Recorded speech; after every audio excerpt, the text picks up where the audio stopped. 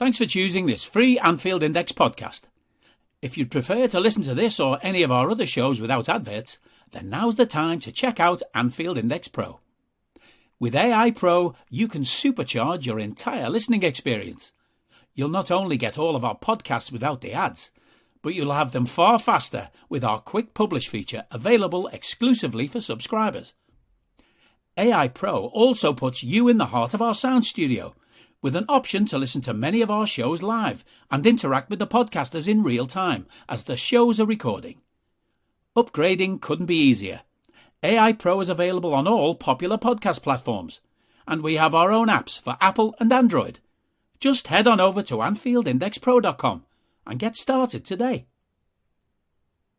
Hello and welcome to AEye Scouted on Anfield Index Pro. I'm Dave Hendrick, joined as always by Mr. Karl Matchett. How are you, sir? Seventh heaven, etc. Yes, we are coming to you live the day after Liverpool won 7-1 at Ibrox. Quite remarkable turnaround after, I would say, one of the worst halves of football we've played this season, which is quite an achievement in itself, given how bad we've been. But that second half, while still not at our best level or even close to it, was at least, I hope, a sign that there's a bit of life coming back into this team. And as I said to Trev and Harry last night on Raw, Karl, this idea of maybe not employing Mo Salah as the most expensive linesman in Europe and playing him in central areas might just have something about it. Yes, just a bit. We touched on it briefly before Rangers in the Scouted podcast, and I don't know. I don't really understand how. And all right, you can have a plan for him, and you think maybe make him a little bit effective in different ways can make the team better overall. That's fine, but obviously, 3 or 4 games into the season, we could already see that it was to the detriment of one of our most dangerous players. And then to change shape and remove him even further from that, I just thought was weird, to be honest, just plain weird. It's not the same role, and so you put him in a place where he has habitually thrived, and with another person alongside him who is obviously playing equally well.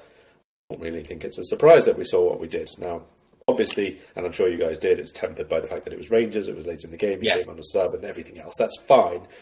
Also, I don't really think it's the point. The point is that Salah is like the best shooter and finisher that we have in the team, and you put him in an area where he can actually do that, and things happen. Yeah, and if we are going to stick with more of a front two, then having Salah, Firmino, Jota, and obviously Darwin, that's 4 great options to have up front. Luis Diaz will be back after the World Cup, so we will have him back this season. He's a great option on the left, obviously. That's his primary position, and he's more comfortable as an out-and-out left winger than that inside forward role, because that's what he's primarily played for most of his career. Jota can do a job there. Carvalho, I thought, had a good second half in that role yesterday. Now, it does raise one question about the right-sided role, and obviously Harvey Elliott played there last night. We are maybe lacking in that position. Harvey had, again, like Carvalho, a very good second half, bit of an iffy first half when he and Carvalho didn't seem to know what the role was, and it seemed to get explained to them at half-time, and they were a lot better. But, Karl, I thought Joe Gomez had an excellent game after the first 20, 25 minutes. I thought he really settled in and put Ryan Kent in his pocket. And I thought he did really well after a shaky first few minutes against Arsenal. And if Joe Gomez can make the right-back position his own, why wouldn't we just move Trent further forward and use him on the right side of midfield? He'd be playing in similar areas to where he's played anyway, tucking in as part of a midfield 3, getting high and wide to deliver the ball, and you just have that solidity behind him of Joe Gomez. And with Trent's delivery, Mo, Darwin, Jota, Bobby, and Diaz coming in at the back post would have the time of their lives. And then obviously Robbo back fit as well. That to me looks like more of a solid team, having Gomez and Robbo as the fullbacks and Ibu and Virgil as the centre-backs, and B, more of a balanced team where Mo is getting to play in the areas he can really influence the game. So is Trent. So is Diaz. You've got Thiago and Fabinho as a double pivot. I look at that and I think that's probably our best 11 when everybody's back fit.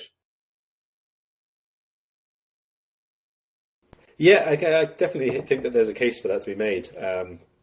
Partly, obviously, it's going to be still about where people are off the ball and centrally, no matter who plays in the wide areas. I think the wide positions in this system might actually be tactically the most important between the two on and off the ball.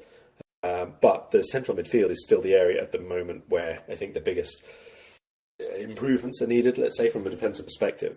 But let's assume that, the more we play, the more the training, that is going to naturally improve in small steps, and hopefully a few individuals find better form as well.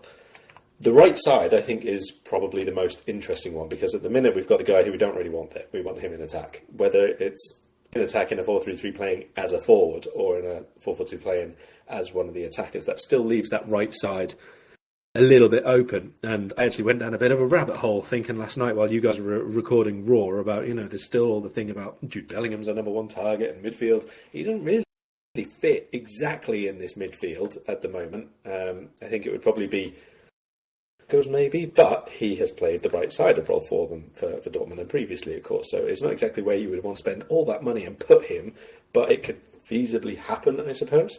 So in the meantime, I wouldn't be against Trent being there. Certainly you'd get the delivery and the build-up play, and he already has that high starting position. Less sure about as a sort of counter-attacking outlet. He's very, very much on the front foot all the time, but I'm not sure about how quickly you would get him into, the 60, 70 yards upfield like the wide forwards would used to have done, for example. Like Diaz, we'd see go from the penalty box corner of ours right into the 6-yard box of theirs in about 5 seconds. I don't think Trent's quite in that regard, but given the alternatives, it's only Jota who can beat him in that regard. It's not going to be the same if it's Henderson, for example, playing that role. So there's definitely at least we've got the option to do it, I think, is the important thing there. Obviously, there's going to have to be a little bit of management over Gomez just ongoing anyway, but also Matip, because he's just back.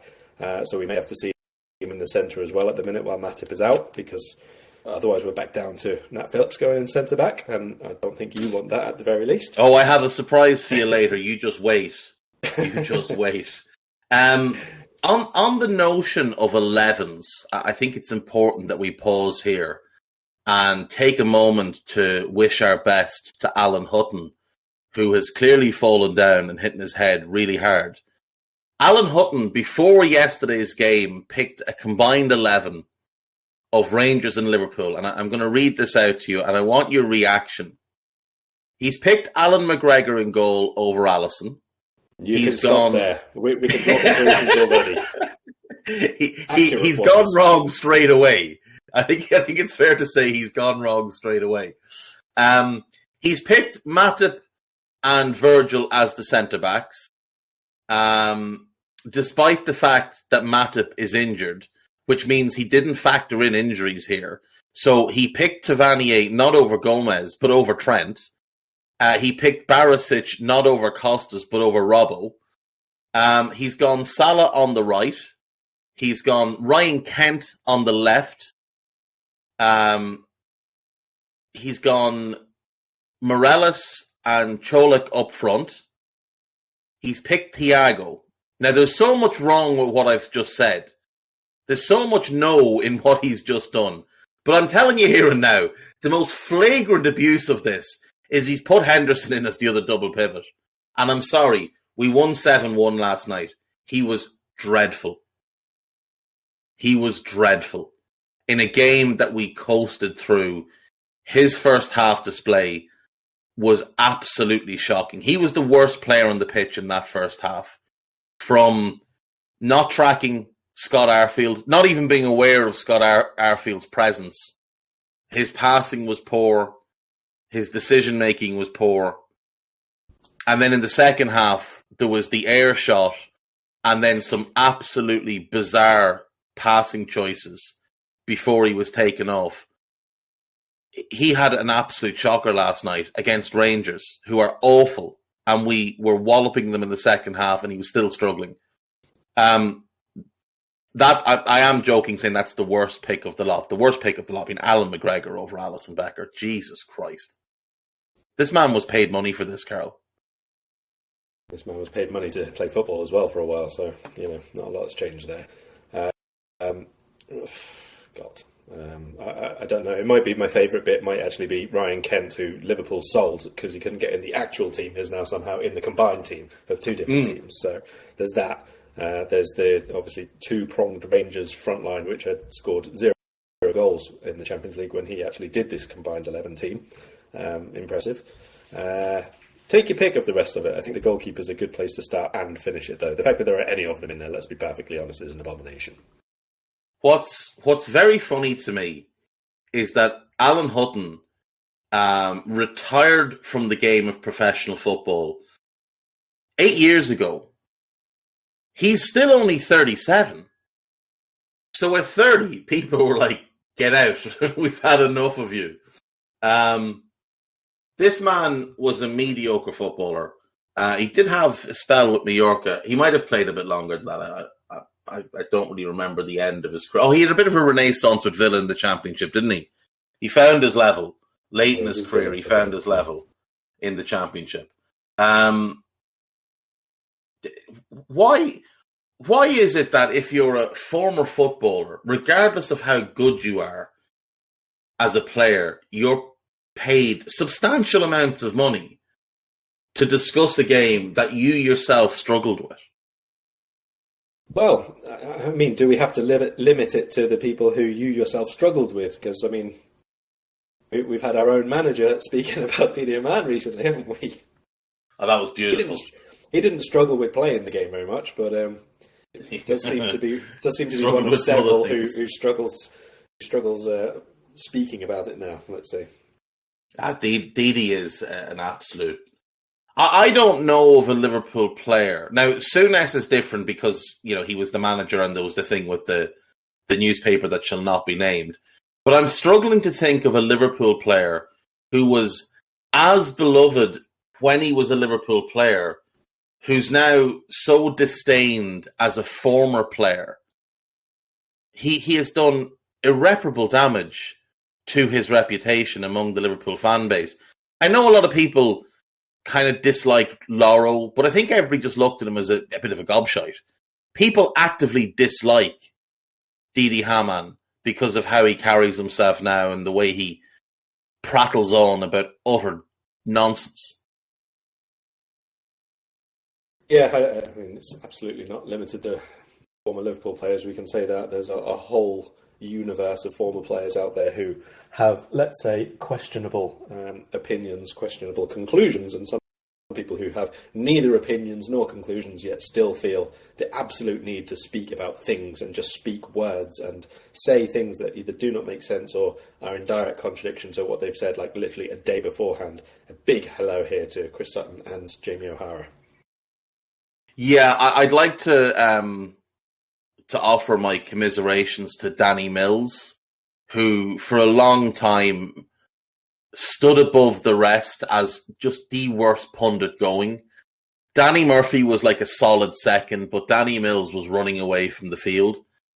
But Jamie O'Hara and now Alan Hutton may well both have passed Danny Mills. And I've never heard Alan Hutton speak about the game, but this alone is a shocker. And every time Jamie O'Hara speaks, I just have to put it on mute because nothing good ever comes. Jason Cundy is up there as well, we should say. Jason Cundy is a particularly stupid man.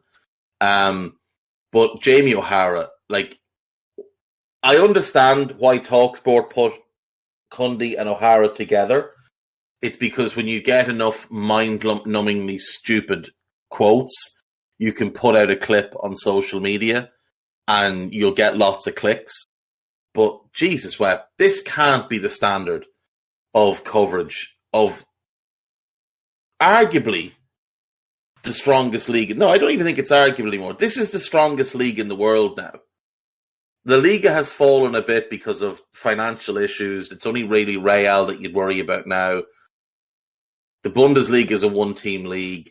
Serie A is obviously not close to the level it once was. League On is a one-team league with the odd aberration. This is the best league in the world. And this is the type of coverage that it gets.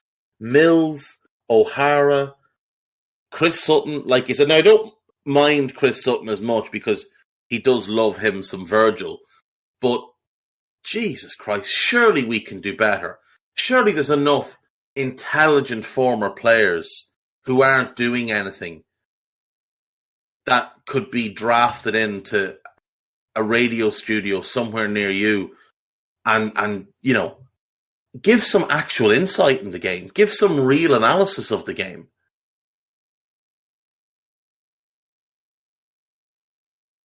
Yeah, I think it's taken, TV, let's say, a while to catch up to where it should be or is getting towards where it needs to be. So perhaps the digital area, let's say, of the same thing is going to be a few more years behind that. But we'll see. Sometimes we see things from other countries, like you'll get a Germany clip or a Spain clip, or they'll be discussing stuff from elsewhere, and the people will say, "Oh, why can't we have this in England?" And someone will try to do it, but then you also sort of ignore the fact that also on Spanish TV is Pedrerol and all the rest of them who are just as clownish as the others that we have on. So it is the same everywhere. We just have to try and filter it out, unfortunately. It's a shame. I think Sky are pretty close to nailing the rotation. I wouldn't be a fan of Redknapp, but Carragher's good at what he does. Not as good as people make him out to be, but he's good at what he does. Neville the same. Keane and Souness, they're not for everybody, but they're very good at cutting through all the bullshit. I think Micah Richards, I think Micah Richards doesn't know much about football, but he's a great personality, and I think he adds something with his personality. These dour Muppets on TalkSport, they don't have the personality to go with the shit views. I do think that the important thing is that, obviously different people watch football in different ways, and you do have to try and cater to everybody. And that means that when they have like three in the studio or three commentating, or, one commentator and two colours, for example, you do have to try and match up different types of people. Like you can have a really, really insightful one, but you don't only want two really analytical pieces or people speaking. Otherwise it can get quite dull for people who just want the entertainment of football and not insight. So it is definitely a mix that you need on board there, a real personality type, a real a very enthusiastic footballing person can sometimes be just as good as someone who knows every single little detail of the game. I mean, I use Ali McCoist as a really good example of that. He's not necessarily always the most insightful, but he's really good to listen to. And if you've got, he's bubbly. If you've got someone who works well with him, who maybe brings other stuff of the more insights for the game, for example, then that's a really good combination, I think. I think BT are still a long way away from having, like, McManaman's awful. I think Rio Ferdinand is absolutely atrocious. Owen is a personality void. I do like Ali, not like because what you said. I think he's a good listen. He's not the most insightful, but he's a bubbly personality, and he can connect with a crowd. I think they've got work to do now. Obviously, they can't sort of go and get themselves Neville or Carragher at the minute, but there's got to be others out there. There's players retiring all the time who I think could make quite good analysts. And there's guys that are working as commentators and analysts for other outlets. Like, I think Lee Dixon's quite decent. I think he's got a decent understanding of the game, and I think he puts his points across well. He's not the most exciting person in the world, but I think he's solid. BT for me should be going and getting someone like him to be the co-commentator rather than a McManaman. Anyway, we've gotten sidetracked. That's my fault, as always. Liverpool have another game this weekend, and it is a game against Manchester City. Now, City come into this game in terms of league form looking quite terrifying. They hammered Southampton. They hammered United. It probably could have been 10 if they hadn't decided to take it easy on them. They hammered Wolves.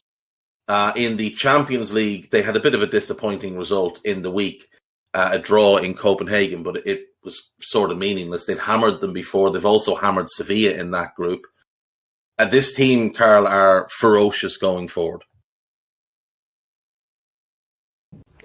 Yeah, it's not a game that any opponent is going to be looking forward to at all at the minute, is it? I mean, I know people, players and all that kind of thing, they always say, oh, you want to play against the top players? Yeah, but you kind of want to play them when they're not quite at their peak as well. So at the moment, City are horrifying, looking to be about it. Nothing about playing them looks fun. They still have all the ball circulation and the repetitive play patterns and everything that they've had for the last couple of years, but then in addition they've got like 2 extra bits this year, and one is that De Bruyne looks as fit as I've probably seen him in about 4 years, and the other is this big massive cyborg in attack that they have. Yeah, I don't know. I don't know who said this to me. It might have been you. Erling Haaland has 15 goals in the league this season. There are 12 teams in the league that he alone has scored more goals than, which it's absolutely ridiculous. He's got 20 goals in all competitions, and that is in just 13 matches, 15 in 9 in the Premier League. I can fully get on board with a petition to have him deported on the grounds that he's not actually a human being. But key to most of his goals is key to this City team. It's Kevin De Bruyne. This guy remains just the most special playmaker we have in modern football. He's unreal, absolutely unreal. He's a lot more central, a lot more of the time this year. So far, it has not been so much. You will still see him like go out into the right channel and try to cross and all that kind of stuff, but mostly I think he's restricting a lot more movement centrally. Certainly in general circulation and build-up play, you're much more likely to see him sort of ahead of Gundogan, for example, Rodri. He's getting himself into shooting areas, but then still having people to pass to ahead of him.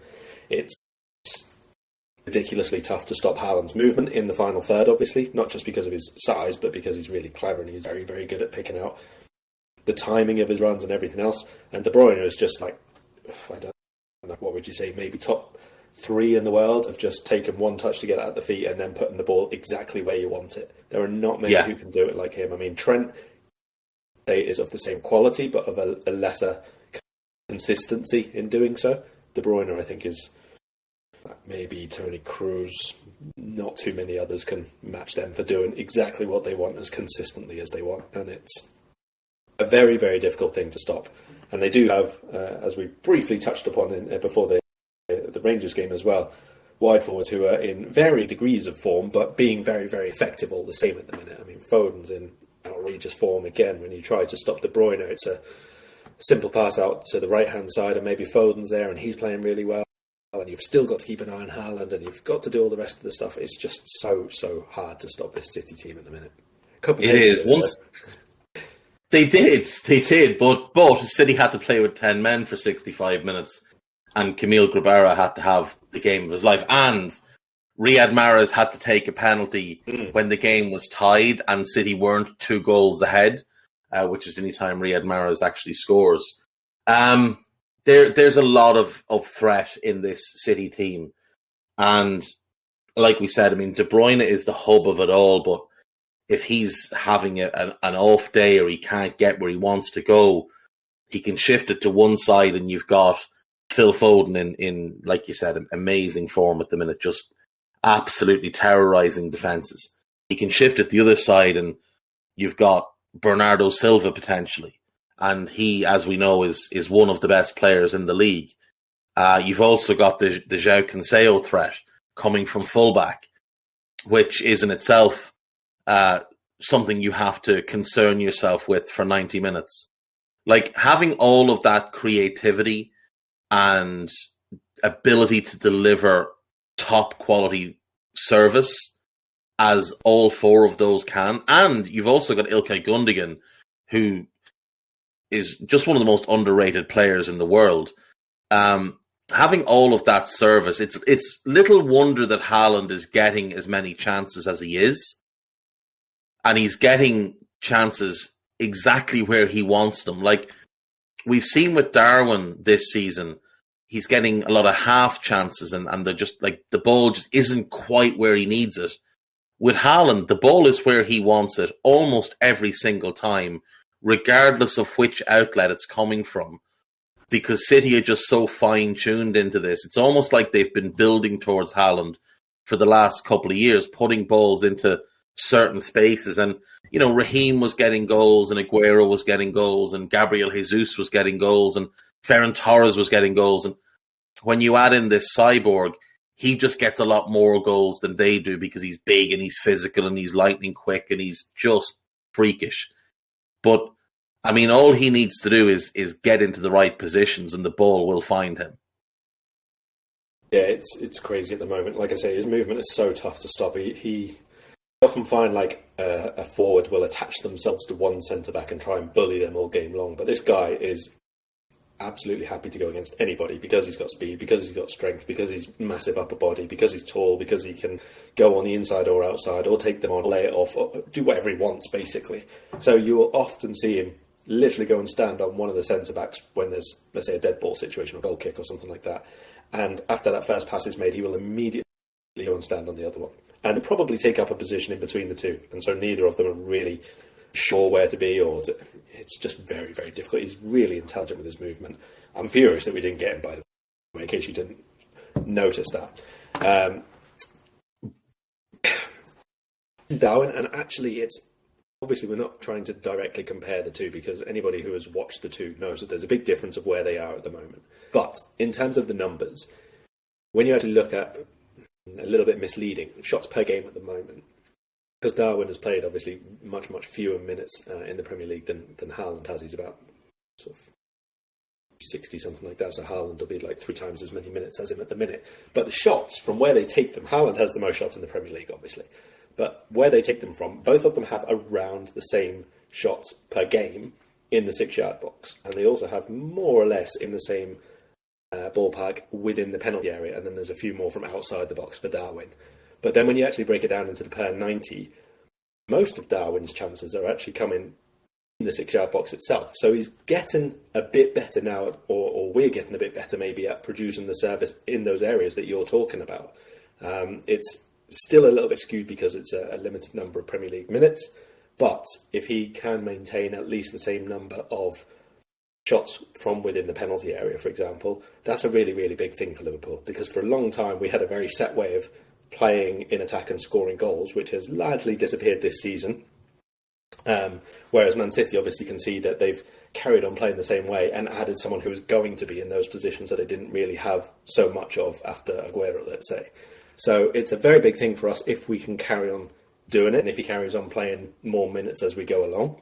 And I'll get your thoughts on whether you think he should actually start this game maybe next. But we're getting there, I would say, with Nunez. At the moment, it's a really positive thing for him that he is, I suppose it's confidence, but it's also like a little bit absolutely determined to get the shots away however he can, that he's really happy to take the shots on the run first time or maybe second touch. That's a big thing at the minute because otherwise Darwin wouldn't have probably half the number of shots that he has. Like quite a lot of the time, if you see someone running off the defender's shoulder, you'll see them either take a touch or look for a cutback or something like that, and he is hitting them from any angle at all. So it's not always the greatest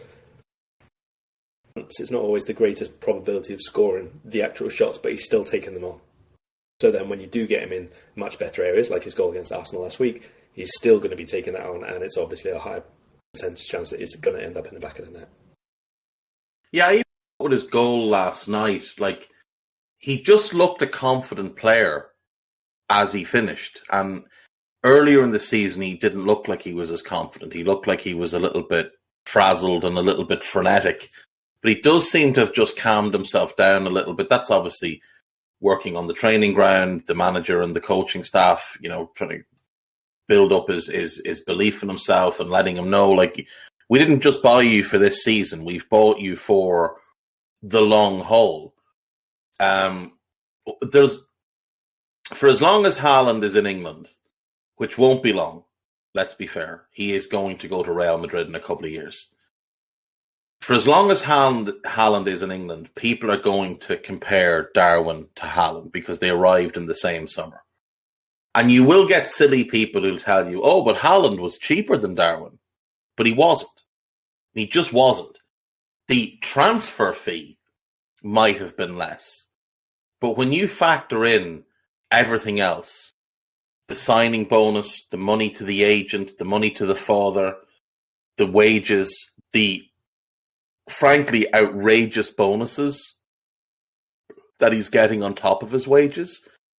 Mike Keegan reported he's on about 865 grand a week, which, I'm sorry, no player in the world is worth that other than one, the little Argy at PSG. Nobody else is worth that kind of money. Nobody else has done enough to warrant that type of money. And I know Mbappe is probably on similar, and that's why we won't sign him, among other reasons. But when you look at the total cost of Erling Haaland to Manchester City, inclusive of everything, if he was to stay for his full 5-year contract, you'd be looking at well over 300 million of an investment into undeniably a sensational player. But that is ridiculous. And when you factor in that he has a buyout clause in his contract of, I think it's 150 million, he can up and leave at any point after 2024, and you can do nothing to stop him. Darwin might never score as many goals as Haaland, but I would be willing to bet he will score more goals for Liverpool than Haaland will for City, on the basis that he will be at Liverpool an awful lot longer than Haaland will be at City. Darwin, we control the fate of. City control Haaland for 2 seasons, and then it's anybody's. It could be PSG who drop that money. It could be Real. Barca might have 467 more economic levers, potentially selling naming rights to individual seats and things like that. A lot of seats in the new camp. A lot of seats. So I can understand people saying, oh, we should have bought Haaland instead, but it's not realistic for us to have bought Haaland. We're never going to pay a player that level of money, give 20 million to his dad for having functioning testicles 20 odd years ago, and give 30 million to an agency and 20 million to the player, and then pay him 865 grand a week. We couldn't do that. Imagine the ructions. The only time we would have been getting him is either when he left Salzburg or like very, very early on after joining Dortmund. If we arranged it before all the goals happened, I would have imagined. So it's neither here nor there. We've got Darwin and on we go. And even if it wasn't between the Haaland and Mbappe, we've discussed at length that we might have gone for other forwards anyway. But again, it doesn't really matter. And to be fair, in the system change, if this continues over the long term, I would place Darwin higher up my list of preferred forwards than I would have done in the 4-3-3, I think, as well. Yeah, because Darwin is more suited to playing in a 2. He plays in a 2 at international level. He's played in a 2 at club level. When he was at Benfica, him and Ramos was largely a 2. Sometimes he played wide left with 2 strikers up front as well. So I think he can adapt to the 3. I just think it would take time. We've seen the likes of Fabinho come in having never played in a 3 and have to adapt his game. And I think it will be a similar process to Darwin, for Darwin rather. But I do think a 2-man front line will get a lot more out of him, be it with Bobby, with Jota, or ideally for me, with Mo. Like if we had Darwin and Mo starting and then Bobby and Jota coming off the bench, or as, the rotation pair, I'm not sure there's many teams that have a better group of strikers than that. Yeah, I said this before. I do think that 2 forwards, or at least playing a lot closer and in tandem, will become more of a thing in the Premier League over the coming sort of 4 or 5 years, just because football's always trying to find a way, isn't it? The new way of playing, teams find out how to defend against it a bit better, and then you have to find another way to get through them. And I think 2 forwards again is a pretty logical next step, to be fair. So, a happy And look, coincidence. the two best teams in England have been doing that, Karl, because if you look at the City team that dominated the league in 17-18 and won the title in 18-19, you had Sterling, Aguero and Sané. But Sané played way, way deeper and out on the left, and Sterling and Aguero played as a two. Even for us, there was a lot of our best time where Mo played right up alongside Bobby, and Mane would drop out into midfield or out onto the left wing, and you'd get those two-man front pairings. And football is cyclical. We know this. Football will always be cyclical. There's nothing... Like, one of the things that drives me mad is we see managers being credited with, you know, creating a new system or creating this or creating that. And all you need to do is go back about 30 years and you'll find a manager who was doing something similar. So they haven't created anything. They've nicked something and just made certain tweaks to it. Like Pep is the greatest thief of all time. He's a brilliant manager, but he's not this innovator that people make him out to be. Much of what Pep does is what Cruyff did. Much of what Cruyff did is what Rinus Michels did. Much of what he did was what Gustav Sebes did. You can trace pretty much every tactical innovation back to somebody 50 or 60 years ago. Yes, there'll be tweaks to account for the modern game, but none of this stuff is new. There's only so many ways you can play this game. Yeah, until we're allowed 12 players on the pitch at once, I don't think there's going to be too much actually new stuff. It's just using everything that has changed in the meantime. The different type of ball that we have now, different fitter players, all that kind of stuff is what changes how exactly you do the stuff. But yes, it's all recycled stuff. And you know what I can't wait for, Karl? The sweeper. It's going to come back. It will. It's going to come back. Midfielders played in between. We saw it last year a little bit at Roma, when Cristante played in the middle of the three and looked really comfortable there. You know what? Bruno Lage had a little bit of a look at it this season, put Ruben Neves back there, got sacked a couple of days later, but, you know, the highs and lows. He went too soon. I think, honestly, I think it's not that much of a stretch to suggest that, you know, when we've been seeing teams play with defensive lines so high up, for example, and then obviously teams trying to press them in the middle and counter-press them and there's big spaces in behind, natural next step to that is going to be to drop somebody who is either really, really quick deeper, whether that's just one of the centre-backs, or someone from midfield, if you lose possession high up, is going to drop a little bit between the centre-backs and a little bit deeper. It's not that much of a stretch. The more you have sweeper keepers, the more you have, you know, people who are really trying to squeeze the game and not leave any space between their last defensive line and the ball. It's a natural inclination. There'll be more danger in behind, and eventually it just reverses the other way. It's not anything new, like you say. It's just you have to keep finding ways to beat what's already there in front of you, and that's just the way it goes. So speaking of beating what's in front of us this weekend, let's quickly have a look at the City team and then move on to Liverpool. That's an optimistic segue into the Man City team. It is a very optimistic segue, but I thought it was a smooth transition. So City, most likely without John Stones, definitely without Calvin Phillips and Kyle Walker. Now, the Stones one is a blow to us because normally when Bobby sees John Stones, he gets very excited and has a particularly good game.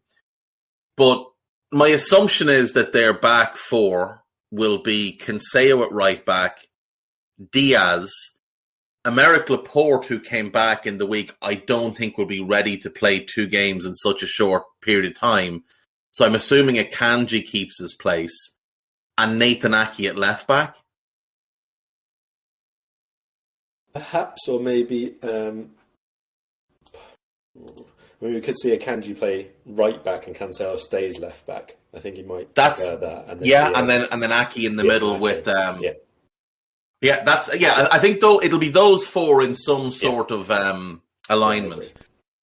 Midfield, Rodri will play, and I assume Ilkay Gundogan will play because I think he's so important to them. Like, I know a lot of people talk about City's midfield and say, oh, you know, Kevin De Bruyne, Rodri and Bernardo, but both KDB and Bernardo always play better when Gundogan is the other 8, and given they don't have 2 definite starters in the wide areas. I think he'll play Gundogan in the middle with Rodri, KDB in that kind of semi-10 role, Bernardo off one flank, Foden off the other, and the cyborg up front. Yeah, that was the 11 players that I had as well. The only thing is whether I'm still thinking that is a team which kind of affords a little bit of respect to a big opponent, if you know what I mean, because it's putting Bernardo, who's been a midfielder again for them, back into the forward line. So it's not really a solid change. It's not like putting, Karl or Henderson right wing or something like that. But it is still having one less forward for one more build-up player, if you get me. So he could be looking at this Liverpool team and thinking, I don't need to do that. This is like playing Southampton again. And actually just keep Silva, Rodri and De Bruyne as the three in the middle and have Foden and one of his other starters. You could play Riyad Mahrez off the right. Yeah, Mahrez off the right. If he fancies playing with 10 men, he could play Grealish on the left. Even the game. I will correct you though. Bernardo Silva is a much more solid option on the right than Jordan Henderson because he's much better defensively. I was more referring to the fact that if we played a Henderson right instead of a Salah, that would be an attempt to shore up rather than have a forward in that role. Whether it would work or not is immaterial. Would be an attempt, all right. Be an attempt at getting yourself fired.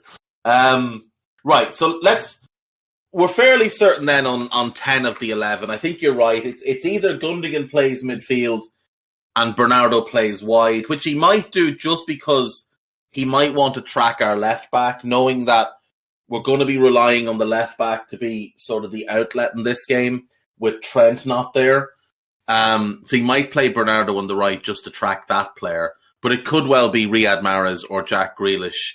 Or he might play Julian Alvarez and be really obnoxious about it. Because if he goes with a 3 in midfield and De Bruyne does play sort of as a right-sided midfielder rather than the 10, he can do that thing again that he used to do where Alvarez, Haaland, Foden flexes to Alvarez and Haaland through the middle, Foden left wing, and KDB sort of roaming all over the right-hand side of the pitch. And if he's got a Kanji behind him, I think that gives them solidity there. He's got his options, and it's, it is a squad that affords him multiple looks at this game. He will spend the next 48 hours just destroying whiteboards, putting together a team. And hopefully he'll do what he generally does and try and be too clever against us. Our team then, I think, is starting to look like it might pick itself in certain areas, but there's obviously still a couple of question marks. The biggest question mark for me, though, Karl, is what shape are we playing? Are we playing 4-4-2, 4-2-3-1, or are we playing 4-3-3? It has to be the same as we have been doing over the last 4 games now, is it? Something like that. So I don't think that if we were going to be changing against City, we would have changed against Rangers as well. Doesn't really seem that it'd be an awful lot of sense to go back to something which was making us so horrendous earlier on in the season, as opposed to something that obviously we've now changed to try and fix some of those issues. I think the build-up play and attacking play in general has been a bit better over the last few games. When we're in possession and when we're in the opposition's half, that sort of thing, that's not the issue for me right now. That's okay. That's sustainably, let's say, top 4 quality at the moment. But it's the other side of the game where we still have issues. But I think it will be the same, the double pivot in midfield, and that's where it is not sustainable or top 4 or indeed anything resembling football. Right. So defence, Alisson will be in goal. We know that. Defensively, hold on. I'm going to give you 2 teams here. I'm going to give you the team that I was talking about with partly with you and partly with other people before the Rangers game, and then we'll compare it to what we want since the Rangers game, because we did this before the Arsenal game. We talked ourselves into Liverpool's marginal improvement, let's say. We did, and then he fucked it by playing Henderson in midfield. Before the Rangers game last night, a lot of people were talking about Liverpool trying to lock down, basically, and just stop Man City embarrassing them. That's where Liverpool supporters were. So this would have been something along the lines of Alisson, Van Dijk and Konate, obviously, as the triangle. Then it would have been like Robbo left back and Tsimikas ahead of him on the left, and Gomez right back, and let's say Henderson or Milner on the right hand side to try and lock that down, and then Fabinho and Thiago in the middle, and then whichever two you want up front who are fit, in form, fast, etc. Are you that person who has everything? The coolest merch and those must-have fan threads? Well, over at our Anfield Index shop, we've gone that extra mile when it comes to pimping up your Liverpool collection. From our popular range of bespoke design t-shirts, sweaters, hoodies and hats, to our signature edition mugs, prints and coasters, all provided with fast worldwide shipping. We have something for every red. We also stock official LFC merchandise and are licensed with the Premier League and UEFA to sell official iron-on shirt badges and sleeve patches. As a listener to this podcast, you can get 10% off everything with coupon code AEyePro10. Just head over to AnfieldIndex.shop or find us on Etsy by searching for Anfield Index. Been about what you were looking at. So you just named 10 players there, and you had Joe Gomez operating down the right all by himself. I mean, it's a little bit harsh to ask him to do all of that by himself, potentially against Foden and Cancelo. These things happen against Man City, mate. I think the back four, I think the back four stays the same as what you've said. Mm-hmm. Gomez, Konate, Virgil, and Robbo. I think that has to be the back four. Costas has had his opportunity now. Yeah, he didn't do well. And he hasn't been impressive. He just hasn't been impressive. Last night, I thought he was poor. I thought Fashion Sakala ran him ragged, and I thought his delivery and open play was largely fairly poor. The corner that he took for Bobby's first goal was a thing of absolute beauty. But I thought, in general, Costas was quite poor last night. And I know that Robbo has had a big dip in form. I know that he's not looked like the Robbo of a few years back. But I still think from a defensive point of view, and that's the most important thing here, from a defensive point of view, I think Virgil's happier when he's got Robbo to his left. I think his pace, his tenacity, his aggression, I think they're really important. And the one thing Robbo has always brought to this team is he brings a bit of needle. Like, Robbo's the type of fella who, when we're having a bit of a rough game, Rob will almost go and pick a fight with somebody and wind them up. And I think our players kind of draw from that, like that little bit of fire that Robbo has that often can be key to what we do. I really do think Robbo's personality and tenacity and willingness to just go and do something that's a real shithouse move, like shove Kyle Walker into the hoardings or shove Messi in the head and things like that. I do think that our other players see that and think, right, we're fucking up for this. Like, we're up for fucking scrap here. And we can drag out results. So I'd absolutely be going with Robbo at left back. And the fans. I think... Say again? And the fans get on board with that as well when he does it. Yeah. And we will. Oh, absolutely. The fans love it. Robbo's probably one of the three most beloved players in the squad because of the story, because of the personality. Like, how would you not like him? I suppose if you're a Rangers fan, you mightn't like him, but fuck them. The double pivot, it has to be Fabinho and Thiago. I'm sorry, it has to be. Henderson and Thiago doesn't work. Henderson and Fabinho doesn't work. Thiago and Fabinho works really, really well. These are the facts of the case. This is not my opinion. We have seen this. We saw those two work as a double pivot for most of last season while the right-sided midfielder went walkies and dominate everybody they came up against. It has to be Fabinho. It has to be Thiago. You think it's going to be? I think it is going to be, yeah. I do think it is going to be. And I'll tell you why in a second, because I think you've actually... No, I'll just tell you now. I think he might play Henderson on the right. Which is both a waste of a shirt and a waste of a spot. But I think that's what he might do. He moved him there against Arsenal to have a look at him. He was fucking awful there. But I think he will do it. And I think he'll play him on the right and Jota on the left, because what that'll allow him to do is shift back to a 4-3-3.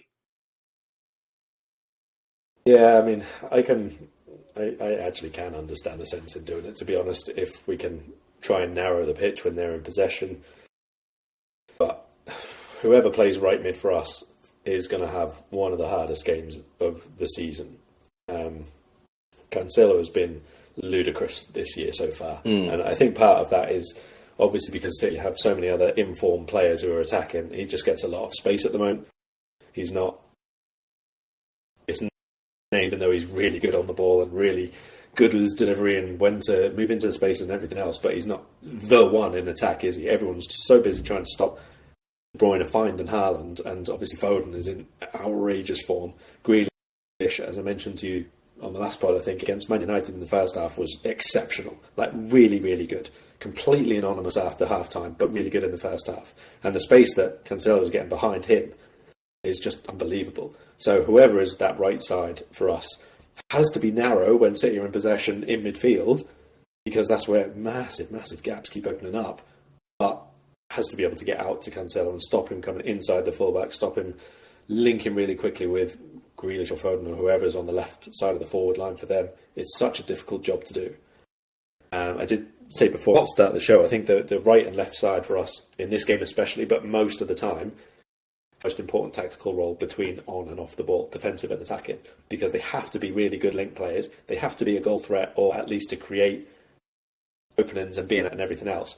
But defensively, if you don't do your job in this, it's a stupid system to use. It really is, because you'll get out and 3 in midfield every single time, and that's why Salah shouldn't be there again. That's part of the reason why, another knock-on of moving Salah. But in any case, it's a very, very difficult role. It will be a big surprise to me, whoever starts there, whether it's Henderson or Elliott or whatever it is, if the wide players aren't changed at some point during the course of the game. Even if that's just Salah moving from centre forward to wide, late in the game, depending on how the match is panning out, obviously. But those two wide players will get through so much work, or they will have to, if we're to stay in the game, that they will have to be changed as well.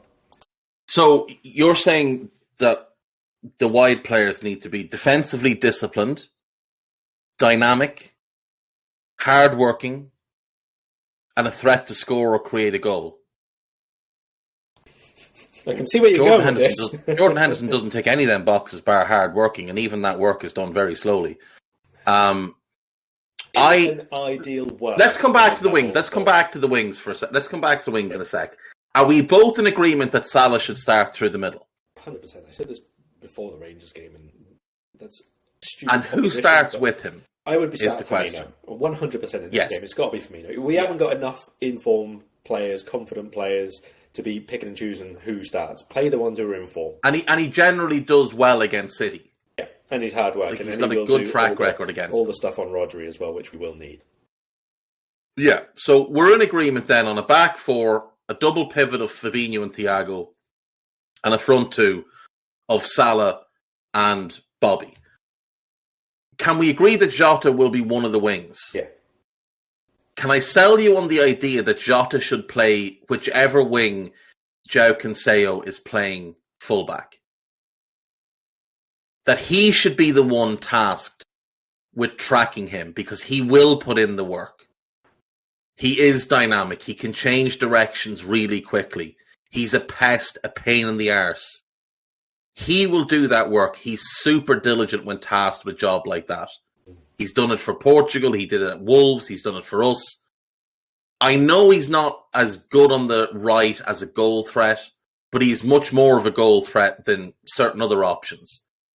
And I think he gives you the best balance, because Henderson's not good enough defensively. Harvey's not good enough defensively. Harvey does offer the creativity and the attacking force that we want, but the best person, I think, given the players available to deal with João Cancelo, is Diogo Jota.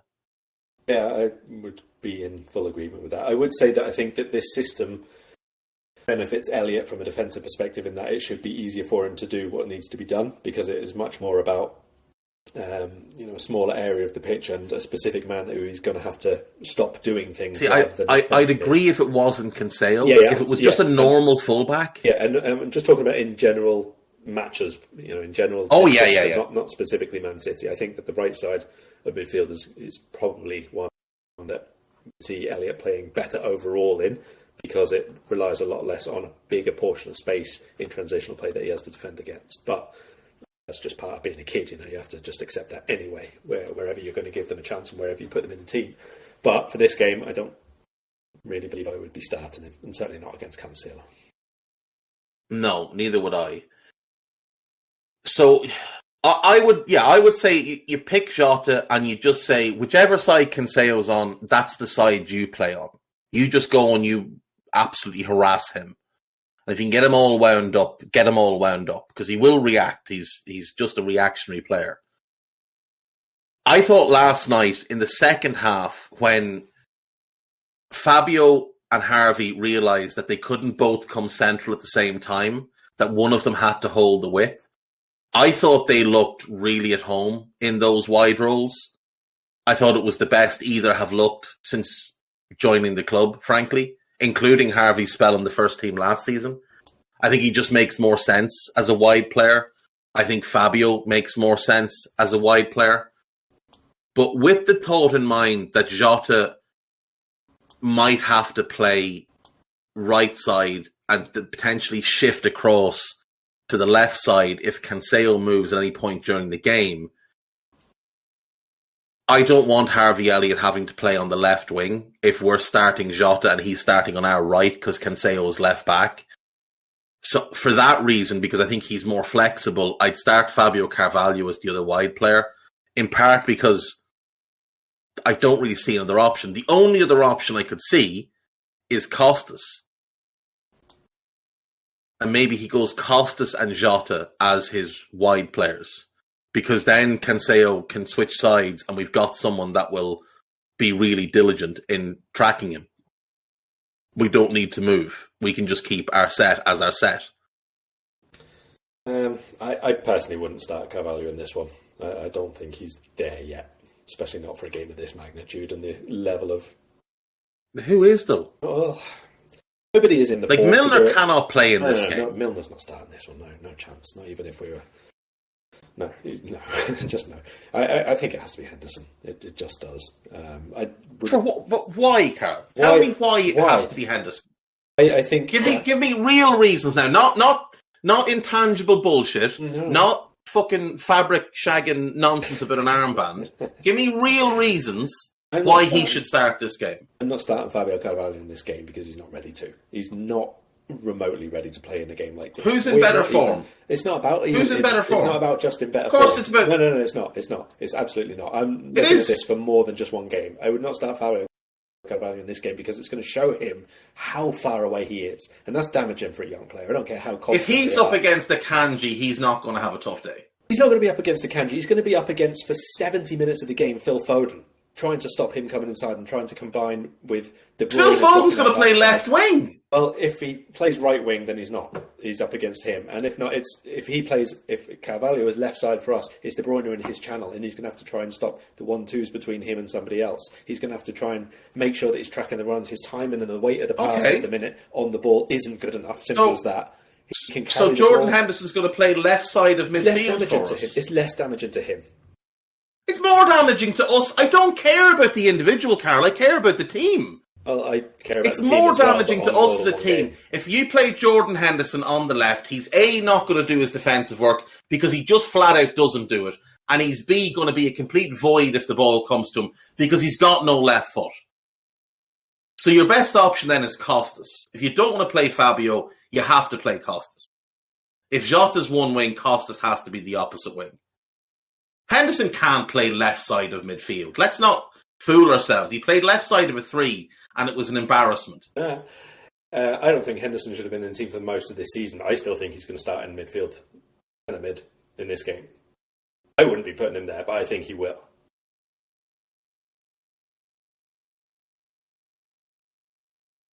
There's no logical argument for playing him. I'm sorry, there just isn't. There's just no logical argument. He's in awful form. He does not deserve a place in the team. He is a net negative across the board, defensively and when we have the ball. Like, what positivity are you getting from... What does he bring to this team on Sunday that is a positive? There isn't really an answer to it. There isn't. The only other thing you can do is not play him at all and play Firmino in that role and put Darwin up front. But he doesn't. I hadn't thought of that. Firmino's not going to know that role tactically either. He's not going to always track those runs inside. Like I said, I think Henderson's still going to start in the pivot. That's what I think will happen. Instead of Fabinho? Yeah, I don't think Fabinho will start this. And let's be honest, Fabinho is less than half of what he's capable of at the minute. He still looks a bit slow. Yeah. He still looks a bit miles off it. It's, the 3 chances that they really had last night all came from runs in behind our centre midfield.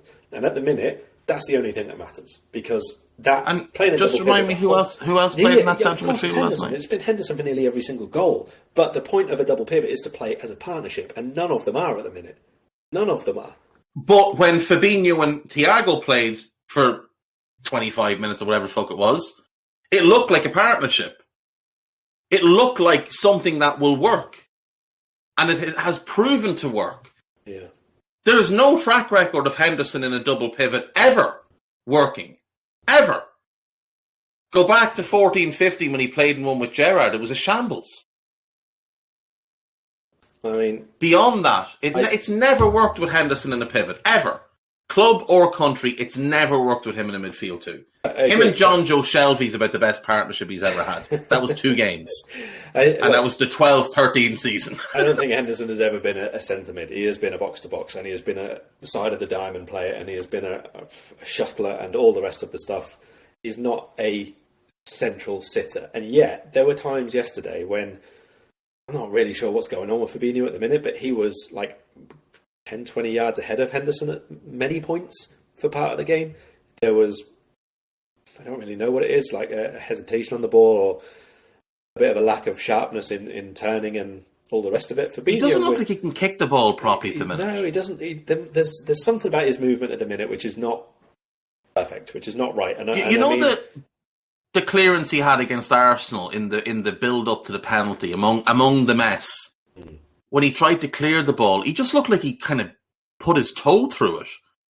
And there was one last night as well where he kind of picked up the ball in sort of the left back channel, and you were just begging him to just boot the ball down the pitch. And he doesn't look like he has any strength or something to kick through the ball. Looks to me like he has, I'm not really sure what, but let's say a restriction in, I don't know, hip movement or something like that. Movement or something, yeah. Because his turning is, it looks at times like a steamboat turning around in a narrow river.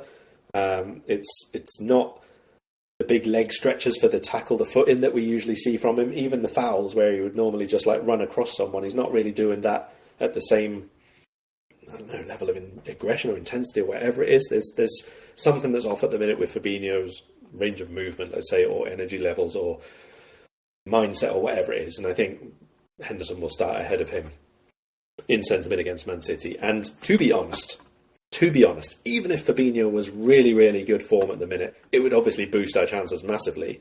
But the rest of the defensive setup of the team has been such that I don't see us keeping Man City out for this game remotely. Like, across the course of, let's say, a half-hour spell, we could be well set up and organised and people, recycling possession nicely and all the rest of it, and we can have the ball in their half and the rest of it. But that, let's say, 20 minutes that we saw against Arsenal and 30 minutes even maybe, where we were just scrappy and messy and nobody could get their foot on the ball and nobody could get outside of our penalty area, that's not even going to happen against Man City because they will put the ball in the net before all that stuff happens. They're a very, very difficult side to watch this season because it's very, very well automated, it's really organised, and the players doing the stuff at the final third are just in incredible form at the moment. It's so good, it's actually boring. It's because there's no doubt of the outcome.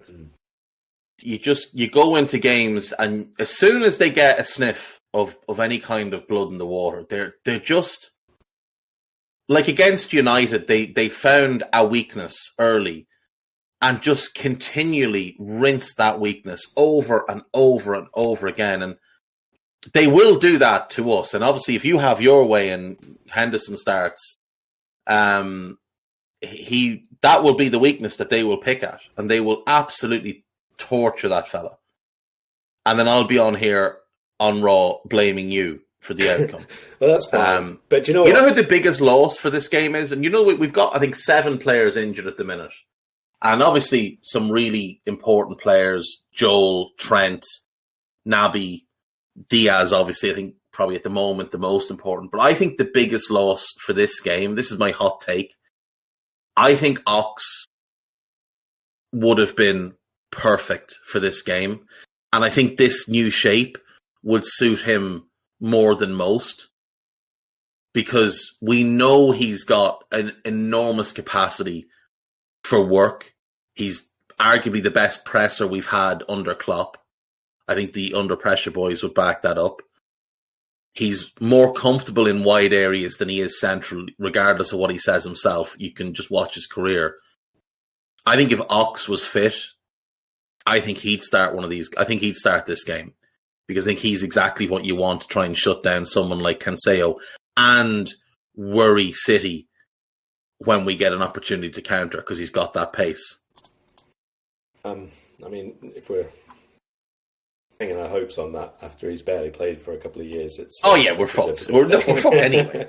Can I give you my alternative 11? Yeah, go for it.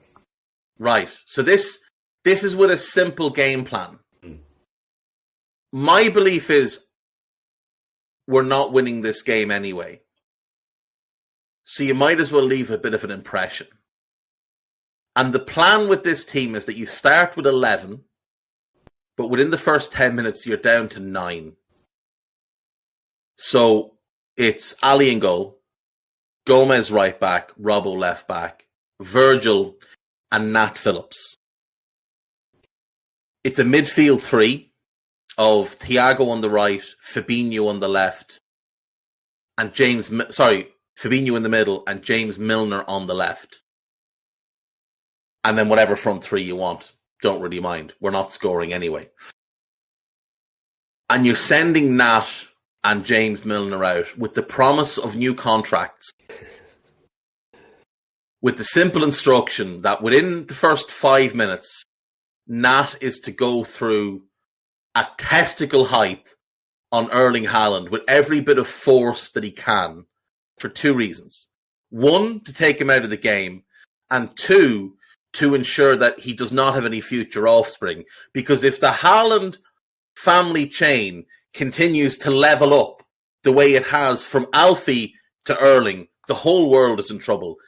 Erling's son is going to just rule the world. He is going to be the global king of everything. And with Milner, you tell him, once Nat's gone off, you go through KDB. He's got dodgy ankles. Just hurl yourself into one of those ankles. Every bit of brick and mortar in you, just hurl it into him. And if we lose 3-0 with 9 men, I'm fine with that. They'll be crippled. They'll win nothing. And I'm okay with it. Conte might win his league title. I can live with that. And we will go down as heroes for having fought off the cyborg and that Belgian bastard who just should be playing for us and isn't. Well, if this is to pan out exactly as you've said, I hope James Milner has already been to Belgium on holiday, because he certainly won't be able to go anymore after that. He's never going back again. Another international tournament through injury. Oh, can you imagine? It'd be brilliant. James, here's your chance, James. You'll be globally hated. And by globally, we mean just one country. Everyone else will love you still. I have to say, Karl, I think he's going to go 4-3-3. I do. I think he's going to go 4-3-3. I think he's going to play Henderson, Fabinho, Thiago together, and Jota, Bobby and Mo as a front 3. And he might flex it at some points in the game. So Henderson's playing right wing and Jota's playing left wing. But I think he's going safety blanket in this game. I think he's going to go 4-3-3. I think that would be a mistake. I do as well. I look, among the many mistakes we could mistake. make in this game. I think it'd be a huge mistake. As I said, I would play Jota and Costas right wing, left wing, and just try and be really hard to beat and try and catch them on a counter with the pace of Jota and Mo. I don't think it would work, but that's what I would try and do. Because if we try and go toe-to-toe with them with the way we're playing right now, they will carve us apart. And it'll make what they did to City or to United last week look like a warm-up act. It's a concern. There's not really too much we can say. I mean, even if you look at our very best players at the moment, I don't think too many of them are in top form. Hopefully, we've been speaking all game long as though Salah is going to play in the forward line. I think it'd be ridiculous to waste the probably confidence boost that he's got and the realisation of how good he is if we put him right wing again in a game where he's going to not have the ball for 60, 65 minutes, I would imagine, of the match. City are probably going to have, 55 to 60% possession during the course of this game anyway. So it's going to be mostly shuttle runs and defensive work for Salah. He's not really going to be in position to do too much in attack too often.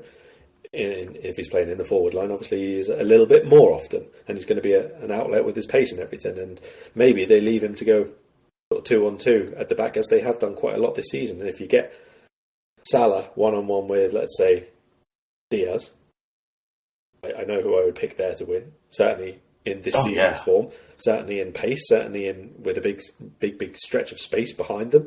If Akanji's not centre back, they've not got the most rapid options there. Ake's fairly quick, but he's not. I don't think he's as quick or as strong on the ball as Salah is. No. So maybe those are the little glints that we have. But even the rest of the team, I mean, Virgil, he's not playing well. I don't think he played well last night again against Rangers at all. Fabinho, we've already mentioned. These are like our defensive kings, basically. If it was not for Alisson, we'd have been in even more trouble than we are this season. And he is going to be a busy man, I think, at the weekend. The one thing I do wonder with Virgil, I've said this to you before, I think he's managing himself. I think he just wants to get to the World Cup, and I think that's his primary focus at the minute. Because when he played for the Netherlands, he was unbelievably good for 2 games. Unbelievably good. And he comes back to us, and it's not, I just think it's a lack of, effort's the wrong word, but commitment maybe. He just looks like he's holding himself back. He goes into challenges and he sort of freezes halfway into them. And he didn't used to do that. He used to just go through people. He's not doing that this season. I think he's worried about getting hurt again because he missed the Euros, and I don't think he wants to miss the World Cup. He's the captain of that team. And with him, they have an outside shot of winning the competition. I just don't think he wants to pass it up. But I do wonder if the challenge of Haaland might just get his competitive juices pumping.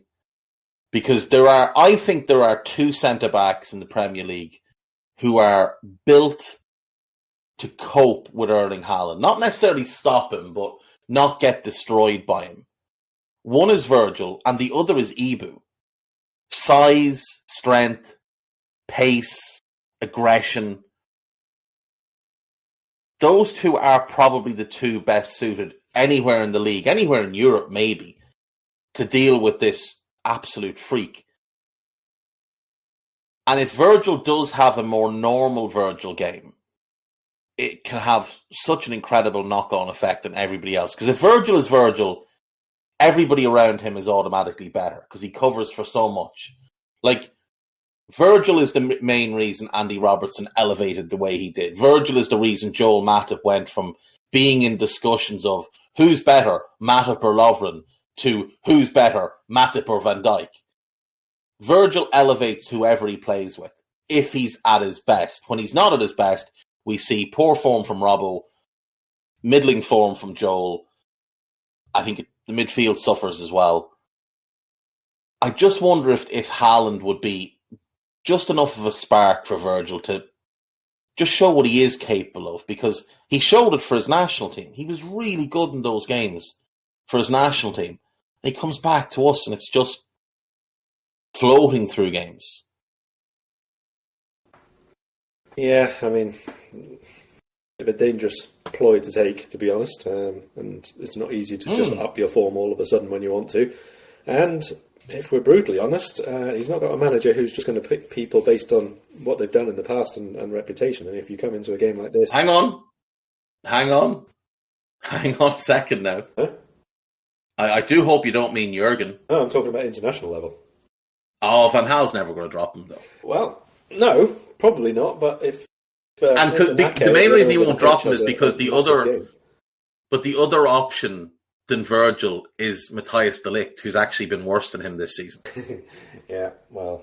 So he can just keep an eye on de Ligt, and when he has a good game, he's like, right, I better up the level a little bit. I better have a 7 out of 10 this week, as opposed to the 5s I've been throwing in. I think Konate's return yesterday was good, impressive, all the things that you'd want to see from him. So hopefully that is of what's to come from him, because he was in really, really good form prior to the injury, obviously. And God knows we could do with it at the moment. Right, we can just wrap up. You first. Oh, God. Virgil's never lost a league game at home for us. Ever. So he's not playing this weekend. So he's not. He's going to have a hamstring injury. Milner right and back. It's going to Gomez in the centre. Milner right back. Oh, you know what? You'd have to just before we go to the prediction. Virgil has a hamstring injury and can't play. Oh, God. Do you pick special option A, Milner, Gomez, Matip? No, Milner, Gomez, Konate, Robbo, or special option B, Gomez, Nat, Konate, Robbo? I'm going for secret. Kind of feel like C. Just ask for the game to be called off. There is that, Fake bunch of COVID tests. We got 26 COVID positive. Sorry. I'm going to go for Konate in the centre, Nat to his left, Joe to his right, Robbo left wing back, and whoever the hell you want right wing back, Jota right wing back. There you go. Jota right wing back for shuttle runs. Yeah, yeah, I kind of feel like it. I kind of feel like Nat, at least just because he's so overly aggressive. Nat would probably put Erling Haaland in this. He'd probably boot him up in the air after 3 minutes and glare at him. And Erling would be like, who the fuck is this fella? Where's he come from? He'd win every header, and he would Cruyff turn his way in between Haaland and De Bruyne. Have you ever noticed that when Nat is sitting on the bench, he always has a look of like pure divilment on his face, like a really bold face, like I've snuck onto the bench and no one's realised. I've even got a kit on. This is great crack. Like he just, and then when he goes onto the pitch, he's got this like scowl about him. He's quite the character. Dan Kennett raised him well. Prediction. Oh, 3-1 to City. It hurts, but I just, if he plays Henderson, I'm telling you now, we're losing. If he doesn't play him, we might get a draw. How are we going to draw? Because if you don't play Henderson, that's immediately at least one goal conceded ruled out. Because the man has cost us 7 goals in the league this season by simply not doing his job, and was to blame last night for their goal for having zero awareness of Scott Arfield. Like, Scott Arfield, he's a championship player. He was an average championship player, and he just rinsed Henderson 3 different times. And Mo will score. Mo will score if played central. He will score. He will get an opportunity, and they're not living with him. Diaz can't cope with him. And like you said, while Aki's decent and he is quick enough, he just can't cope with Mo's pace. Mo would score if he played central. I'm telling you now, Jurgen, go Jota, Fab, Thiago and Costas across the midfield. Mo and Bobby up front, and you'll get a draw. Play Bruyne and you lose. I'm just going to say 3-1 City because he's going to play Bruyne. 5-2. To who? To them. Oh, God. We can't concede 5 at home. Oh, Lord God. If we concede 5 at home. Oh, mate. If they take their foot off in the way that they did against against Man United, then maybe not. But if they just want to be ruthless about this, we have no processes in place to stop them doing what they do. That's the brutal, honest truth. We're not in quite as bad place at the minute, I think, as when we played Napoli, because I think too many people at the club had not yet woken up to what we were. Us had, 100%. Nobody inside seemed to have done, so I think we're a little bit better off than them. But City are better than. I don't care how good Napoli are in attack. They're fantastic. City might be a little less electric, but they're a lot better set up and a lot more consistent, a lot more relentless about it, and they have a Haaland.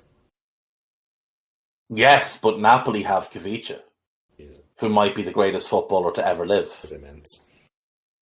He is so good. What did they pay for him? 10 million? Yeah, 9 million euro. Oh, look. And they're like, they could put him on the market in January and easily get 75 million from him. Easily. Was he 21, 22? It's just outrageous. But that's another podcast. Let's stick with the demoralising weekend defeat for now. 5-2. 5-2. 5-2. At best. You're picking Henderson and, ladies and gentlemen, Karl Matchett, the Independents, Karl Matchett, picking Jordan Henderson to play in a game against a good football team, and suggesting we lose 3-1, which is a little bit more respectable. I know there's only one goal, but when you concede 5, and the thing is, it's not even an outrageous shout. Like, there's a real chance that happens. Rangers should have been 2 up on us last night. The key, Karl, I think, is going to be the first 15 minutes. When they only scored 2 or 3? Basically, yeah. Yeah, if we can limit the damage in the first 15 minutes to 2, I think we can play them about even for the last 75. Largely because they'll be like, well, that's it. Game 1, these fuckers aren't scoring 3 against us. If you're offered 3-0 to them right now, do you take it before you know the lineups or anything else? Yes. That's horrendous. I know it is. I know this is what this team has done to me. What do you want? And look what you've done to me on this podcast, suggesting Jordan Henderson on the left side of midfield. I never said that. You did. You wanted Jota. That's what you said. You wanted Jota switch to the right-hand side, which left the left side open. But then you wanted Jota switch even worse, you put Jordan Henderson marking João Cancelo. You don't want Costa Simica switching over to right wing. How's that going to go? No. If Costa starts as the winger, then you just leave the wingers as they are. Because Costas is diligent enough and he's a defender to just track João Cancelo. Oh. If Jordan Henderson marks João Cancelo, Henderson will spend more time closer to the fucking linesman than he will to João Cancelo. And he'll be finding himself in the centre forward position endlessly. And he can't cross very well anymore. Used to be a really good crosser of the ball. Can't do it anymore. Arsenal plays Southampton this weekend, which means Arsenal will beat Southampton this weekend. So at the end of this weekend, they're going to be 17 points ahead of us after 10 games. Now, we know we have a game in hand, but still. That is an abomination. This season, we just need to null and void it. What can we do, Karl? This is your homework for our next podcast, before we preview West Ham. I want you to come up with 2, not 1, because that'll be too easy for you. You've got loads of free time as a Big J journalist. I want 2 random ways that we can get this season called off. Null and void the whole thing. We'll start again in January and we'll just go from there. That's your homework for the next podcast. And Guy, I want you to come up with 1 as well. You're a busy man, so you only have to come up with 1. I'm exceptionally busy, so I won't come up with any. How's that? Sounds about right. This is your punishment. This is your punishment. Look what you've done to me. Right, we will leave it there. Jesus Christ, 5-2. I would take a 3-0. This is horrendous. We won 7-1 last night. And it would have been 9-0. Here we are. Here we are discussing whether we take 3-0 defeats. Oh, Lord. Thanks for listening live, folks, and I hope you enjoyed it listening afterwards. It will get good again. It will get good again. It's just not good now.